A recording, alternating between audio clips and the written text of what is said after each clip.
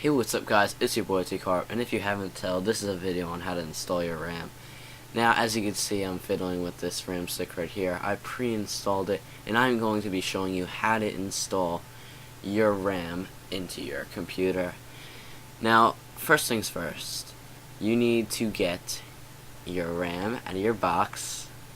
Get the RAM out of the box, and you want to put it in there. Yeah, in there.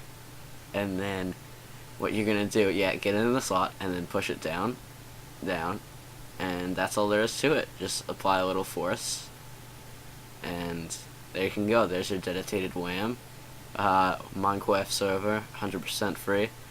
And you want to push it down until those little flaps are up. You see those little flaps? And there you have it. That's how to install your dedicated WAM. Hope you all enjoyed it, and I'll see you in the next one.